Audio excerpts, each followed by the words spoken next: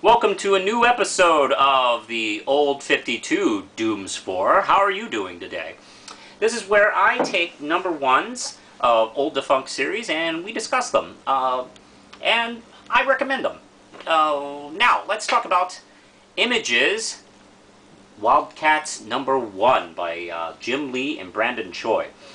And this is, of course, one of the main Image titles when the Image guys broke away from the Marvel company and started their own company. You know, the whole idea was that they would be creating these books, therefore they would have, you know, own the rights, and there'd be no question about that, and the royalties, and they'd be well treated, rather than creating characters for Marvel and DC and then getting bupkis, which quite a few, you know, over the years. Now, of course, since then, Marvel and DC have created a little bit better kind of relationship with artists and writers. But back then, it was actually not, you know, it wasn't so negotiable. Let's just say that. Well, anyway, this is one of the main titles, and of course, we all know Todd McFarlane's Spawn, Rob Liefeld's Youngblood, Mark Silvestri's Cyberforce. I always kind of get that name messed up. Eric Larson's Savage Dragon, and then of course this one, which I think was probably at the time it was Image's number 2 book, really, behind Spawn. It's, although that may be arguable, but I tend to think it was. Now Jim Lee, man, he's got no patience for you. He's just moving. Now the first couple of pages are, I mean, almost you could do a whole issue on just the first 4 pages. I mean, it goes literally back and forwards through time. Page 1 is The Past. Antarctica, this research station, July 29th, 1980, these couple of researchers are interrupted by Void, who just pops up out of nowhere and says something that makes no sense to them and disappears, and leaving them kind of just standing there going, well, I suppose they do those things. And then we go to the future! McLean, Virginia, August 9th, 1992. The future! And we have some, let's see, kind of villains or something, you know. And then Void pops up again. And then the present, which is August 8th, 1990. Now, I want you to pay attention to something in just a second here. Now, the present in 1990 is where we're introduced to Jacob Marlowe. He's not a fictional detective. He is a dwarf with kind of energy powers, but he doesn't really know it yet. And he is actually, well, I'll get to it. He's attacked by these 2 douchebags who apparently have a problem with homeless people sleeping in an alley and try to kill him. And actually, that happens quite a few times in some Image books. Spawn deals with that. Anyway, he is saved by Void, who pops in and tells the men that they're endangering the whole world by killing him. And she saves him, telling him that he has this great destiny and now his life is going to change. And then the next page, he's still in an alley. Now, of course, it's a joke because he gets up, he just had a big night of drinking, and he just wakes up in an alley, and he's actually super rich now. But here's the thing.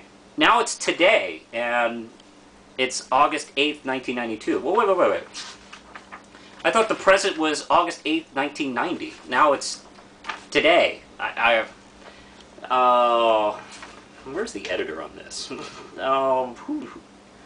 Ruth, you need to really catch up on where in time is today in the present. Actually, I'm going to go with 1992. I'm going to go with 1992 as the present day.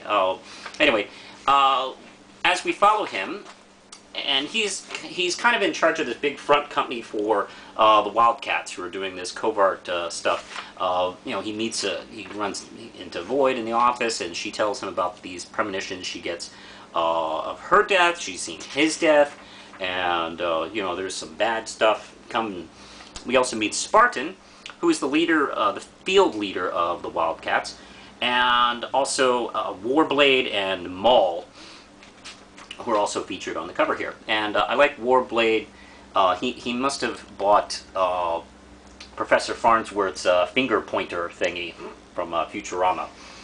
But anyway, there's another meeting here of Hellspawn, who sort of looks like Ghost Rider in cape and armor. And he is the leader of the bad guys, and he's got some evil shit going on. There's also the Coda, which are some other guys who are apparently bad guys. And everybody's trying to, like, figure out, there's this new character who's going to be popping up that is going to be very important to the bad guys and the good guys. And it's all trying to get to her first. And it's Voodoo, and she is a dancer and a club. And she doesn't even know she has this power. She has this power of the sight, and she apparently can mesmerize people, too, which she's been using to her advantage as a dancer, which she may or may not even realize she has. And to find her, Grifter is sent in, and he's got some narration how he's been alive for quite a while, and he still looks really young, and he has he owes his current existence to Sister Zealot, which we'll see later in the issue. But the performance gets interrupted by some Coda agents. Let's see, are these guys Coda agents or not? Or the aliens? But oh yeah, well, they're aliens. They look like humans, but she can see them for what they really are. They attack, and then the Coda agents jump in, and then Grifter jumps in, and everybody fights. Pretty exciting stuff right here. And then, of course, the rest of the Wildcats jump in.